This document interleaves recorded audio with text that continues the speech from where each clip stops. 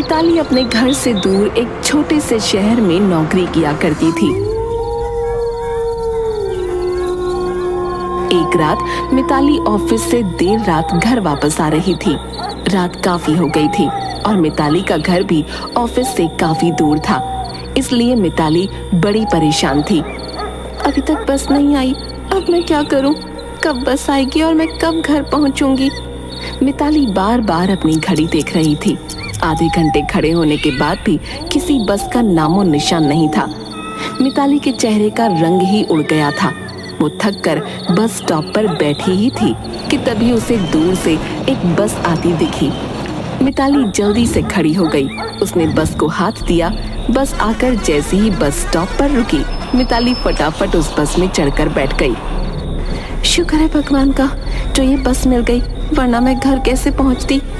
मिताली बस में बैठ तो गई थी, पर अभी भी उसका ध्यान अपनी घड़ी पर ही था। वो बार बार अपनी घड़ी में टाइम देख रही थी। बार बार घड़ी देखने से तुम्हारा घर जल्दी नहीं आ जाएगा। जी हाँ, पर वो क्या करूं, बहुत रात हो गई है ना, इसलिए बहुत घबराहट हो रही है। लगता है तुम्हारे माँ बाप काफी स्ट्रिक्ट हैं, तभी तुम इतना डर रही हो। घर जाकर डांट ना पड़े। अरे नहीं नहीं, ऐसी कोई बात नहीं है। मैं तो इस शहर में अकेले रहती हूँ। मेरा परिवार तो गांव में रहता है, पर वो है ना कि नया शहर है, देर रात सुनसान रास्ते से जाने में डर तो लगता ही है ना। चलो दूर ही सही, कोई तो है तुम्हारा, मेरा तो इस दुनिया में कोई नहीं। ओह, बड़ा दुख हुआ सुनकर। अचानक बस रुक जाती है। मैडम, आपका बस स्टॉप आ गया है। आपका ध्यान कहाँ है? जल्दी उतरिए। ओह हाँ, बातों बातों में पता ही नहीं चला। अच्छा मैं चलती हूँ, भगवान ने चाहा तो फिर मुलाकात होगी। मिताली बस से उतरकर अपने घर चली जाती है और जल्दी से खाना खाकर सो जाती है।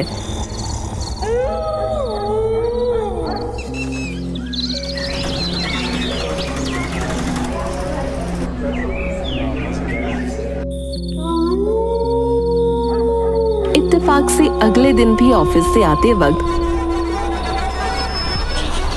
मिताली को वही औरत दोबारा मिल जाती है। दोनों के बीच काफी बातें होती हैं और अब तो वो औरत मिताली को रोज ही मिल जाती। बड़ा ही अजीब इत्तेफाक है, मैं किसी भी वक्त ऑफिस से निकलूं, पर तुम मुझे रोज उसी बस में मिल जाती हो। सही कहा तुमने, शायद ऊपर वाला हमको बार बार मिलवाना चाहता है। मिताली और सुजाता की कुछ ही दिनों में काफी गहरी दोस्ती हो जाती है। दोनों इतनी अच्छी दोस्त बन जाती हैं कि एक दिन मिताली खुद सुजाता से अपने साथ रहने को बोलती है। क्योंकि सुजाता का भी इस दुनिया में कोई नहीं था, इसलिए वो खुशी खुशी मान जाती है।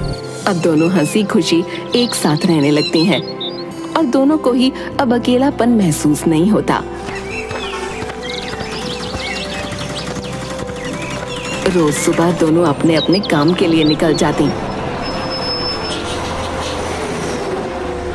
और रात को ही मिलती। एक दिन जब सुजाता ऑफिस के लिए निकल ही रही थी कि उसके बैग से अचानक एक खिलौना गिरा। बहुत ही छोटे बच्चे का खिलौना था वो।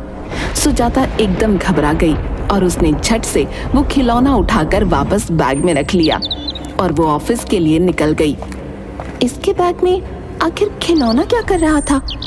ये तो बोल रही थी कि इसका दुनिया में कोई भी नहीं, और खिलौना गिरते ही एकदम ये हड़बड़ा भी गई थी। कुछ तो बात है, मुझे इस पर नजर रखनी होगी।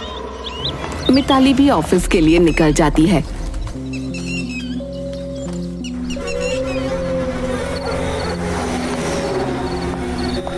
अब रात को जब वो घर आती है तो सोचती है कि सुजाता से उस खिलौने के बारे में पूछे, पर वो रुक जाती है। वो आधी रात को चुपके से सुजाता के कमरे में तलाशी लेने जाती है, पर वो जब देखती है कि कमरे में सुजाता ही नहीं है, अब मिताली के दिमाग में शक और ज्यादा बढ़ जाता है। आखिर ये चक्कर क्या है? बैग में खिलौना और अब आधी रात में गायब होना। ये आखिर इतनी रात को गई कहाँ है? इस पर मुझे अच्छे से नजर रखनी होगी। मिताली अब अपनी पूरी नजर सुजाता पर रखने लगती है। सुजाता रोज आधी रात को चुपके से घर के बाहर जाती है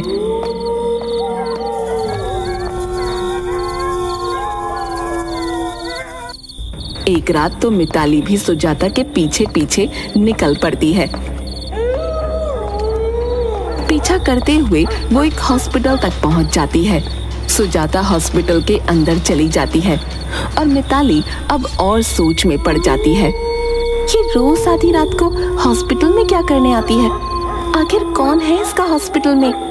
इसने बोला था इसका दुनिया में कोई भी नहीं, और आधी रात को छुप कर ही क्यों? मुझे तो लगता है इसके चक्कर में मैं पागल ही हो जाऊंगी। अब मुझे इसकी सच्चाई का पता लगाना ही होगा, तभी मुझे चैन मिलेगा। मिताली तब तो वहां से चली जाती है। पर अगली सुबह वो ऑफिस न जाकर सीधा हॉस्पिटल पहुंच जाती है। वहां वो रिसेप्शन पर जाकर सुजाता के बारे में पूछती है। मैडम, यहाँ कोई बाहर से आता है तो हम उसका पूरा रिकॉर्ड रखते हैं, और सुजाता नाम की कोई औरत इस हॉस्पिटल में विजिट करने नहीं आई, और ना ही कोई इस नाम का पेशेंट है हमारे हॉस्पिटल में। ऐसा कैसे हो सकता है? मैंने उसे रोज आधी रात को अंदर आते हुए देखा है। आप बोल रही हैं कि यहाँ सुजाता नाम की कोई औरत नहीं आई? जी मैडम, यहाँ कोई सुजाता नाम की औरत नहीं आई। मिताली परेशान होकर घर वापस आ जाती है। थोड़ी देर बाद ही सुजाता भी घर आ जाती है। सुजाता रिमोट उठाती है, टीवी ऑन कर देती है। सिटी हॉस्पिटल में बच्चे चोरी होने का सिलसिला अभी तक नहीं रुक रहा। रोज आधी रात को बच्चे कैसे और कौन गायब कर रहा है, इसका अभी तक पता नहीं चल पा रहा है।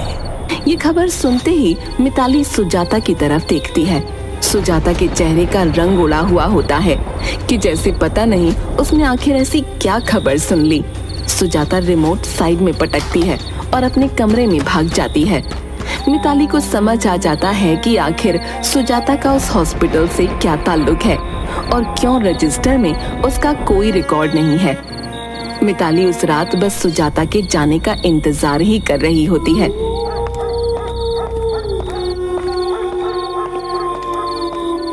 पर इस बार वो उसका पीछा न करके उसका सारा सामान चेक करती है। उसके सारे बैग खाली कर देती है। मिताली जब बैग खाली कर रही होती है तो उसकी आंखें फटी की फटी रह जाती हैं। उस बैग से ढेर सारे छोटे छोटे कपड़े निकलते हैं। ये औरत पक्का कोई पागल है जो बच्चों को चुराती है और फिर उनके कपड़े संभाल कर रखती है। पर फिर ये उन बच्चों के साथ करती क्या है? मिताली वो सब कपड़े वापस बैग में भर ही रही होती है कि अचानक उसके हाथ में एक धागा फंस जाता है। मिताली उस धागे को निकालती है और उसमें एक बंद लॉकेट भी होता है। मिताली जब उस लॉकेट को खोलती है तो वहीं जमीन पर बैठ जाती है। उसके चेहरे का रंग एकदम उड़ चुका होता है। उस लॉकेट में फोटो होती है जिसमें सुजाता ने एक छोटे बच्चे को गोद में ले रखा होता है। मिताली उसी वक्त खड़ी होती है और फटाफट अपनी सहेली के घर जाती है। अरे मिताली, तू क्या हुआ? तू इतनी घबराई हुई क्यों है? सच सच बता, राहुल तेरा ही बच्चा है? ये तो क्या बकवास कर रही है मिताली? राहुल मेरा बेटा है। शीतल, मुझसे झूठ मत बोलना, मुझे सच सच बता दे, क्योंकि अब मैं सब जानती हूँ। क्या मतलब है तेरा? राहुल मेरा बच्चा है, सब जानते हैं। नहीं नहीं है ये तेरा बच्चा, समझी? झूठ बोला तूने सबसे। हाँ, मैंने इसे खरीदा है, पर अब ये मेरा बच्चा है, समझी? मेरी जान है ये। तूने किसी दूसरे का बच्चा कैसे छीना? कैसे शीतल? क्या करती मैं? मेरे बच्चे नहीं हो सकते थे, और मेरे सास ससुर ने बोल दिया था कि अगर तेरे बच्चे नहीं हो सकते तो हम तुझे नहीं रखेंगे। इसलिए मैंने 9 महीने प्रेग्नेंट होने का नाटक किया, और वो हमें एक औरत ने सिटी हॉस्पिटल में किसी का बच्चा चुराकर हमको बेच दिया। हमने बहुत बड़ी रकम दी है इसकी। वाह शीतल वाह, तूने अपनी खुशी के लिए किसी और का बच्चा चुरा लिया। तुझे पता है, आज भी इसकी माँ आधी रात को अपना बच्चा उस हॉस्पिटल में ढूंढने जाती है। उसे लगता है कि काश आज उसे उसका बच्चा मिल जाएगा, काश आज मिल जाएगा। तू कैसे जानती है इसकी माँ को? क्योंकि वो मेरे साथ ही रहती है। मैं तो उसे ही बच्चा चुराने वाला समझ रही थी, पर वो तो मुझे उसके सामान में ये लॉकेट मिला जिसमें एक फोटो थी, और उस फोटो में वो अपने बच्चे के साथ थी जो उसने बच्चा पैदा होने के तुरंत बाद ही ली होगी। उसके बाद वो कभी अपने बच्चे से नहीं मिल पाई, क्योंकि तुमने उसका बच्चा चुरवा लिया। क्यों करते हैं लोग ऐसा? कैसे किसी माँ से उसका बच्चा छीनकर खुद एक माँ बन सकती हो? माँ तो माँ होती है ना, तो क्या माँ ऐसी होती है? मुझसे गलती हो गई मिताली, मैं डर गई थी। और फिर जब वो औरत मुझे मिली तो मुझे एक उम्मीद मिली। मैंने उसके अलावा कुछ सोचा ही नहीं। ये मेरी गलती है। हाँ शीतल, ये तेरी ही गलती है और तुझे अभी के अभी मेरे साथ चलना होगा। आज तुझे 2 काम करने हैं। 2 काम कौन से? जो औरत उस हॉस्पिटल से बच्चा चुराती है तो उसको पुलिस में पकड़वा सकती है, क्योंकि तू ही जानती है कि आखिर वो है कौन। और दूसरा, अभी राहुल को इसकी माँ के पास वापस देना होगा। नहीं मिताली, ये मुझसे ना होगा। मैं राहुल के बिना कैसे रहूंगी? मैं मर जाऊंगी। इसकी माँ सुजाता, वो भी इसके बिना रोज मर ही रही है। शीतल, तू ये पाप अपने सर लेकर जी पाएगी क्या? बोल। शीतल अपने सीने पर पत्थर रखकर राहुल को लेकर आती है और वो मिताली के घर जाते हैं। मिताली दरवाजा खोलती है तो सामने सुजाता बैठी होती है। सुजाता, मैं तुमसे मिलवाने किसी को लेकर आई हूँ। क्या मिलना चाहोगी तुम मुझसे? मुझसे मिलवाने? पर किसे? मिताली लॉकेट खोलकर दिखाती है। इसे, तुम्हारे बच्चे को। मेरा बच्चा? मेरा बच्चा कहाँ है? मेरा बच्चा कब से ढूंढ रही हूँ मैं इसे, मिलता ही नहीं। जाने कहाँ खो गया है। बताओ ना, कहाँ है मेरा बच्चा? शीतल, ले आओ राहुल को। शीतल उसी बच्चे को गोद में लेकर सुजाता के सामने आती है। सुजाता अपने बच्चे को देख सुन्न रह जाती है। उसकी आंखों से आंसू रुकने का नाम ही नहीं ले रहे होते और उसके होठों पर एक अलग ही मुस्कुराहट होती है। मुझे माफ कर दो, मैंने हॉस्पिटल से तुम्हारा बच्चा चुराया था। मुझसे गलती हो गई। ये लो अपना बच्चा, अभी तुम्हारे पास ही रहेगा। काश तुम इसे पहले मेरे पास ले आई होती। काश मैं इसे गोद में ले पाती, इसे अपने साथ रख पाती। काश। ऐसा क्यों बोल रही हो? अभी भी तुम इसे अपने पास रख सकती हो। माँ। राहुल पहली बार अपने मुंह से माँ बोलता है और अपना हाथ सुजाता की तरफ बढ़ाता है, जैसे कि वो उसे पहचान गया हो। सुजाता की खुशी का कोई ठिकाना नहीं होता। वो अपने हाथों से अपने नन्हे से राहुल की उंगली छूती है और उसी वक्त वो धुआं बनकर आसमान में समा जाती है। सुजाता की धुएं से आती आवाज, मेरे बच्चे का ध्यान रखना, मेरी आत्मा को शायद अब शांति मिल जाएगी। सुजाता ने अपने बच्चे के गम में आत्महत्या कर ली होती है और वो बस एक आत्मा होती है जो अपने बच्चे के लिए भटक रही होती है और मिताली के जरिए भगवान सुजाता की मदद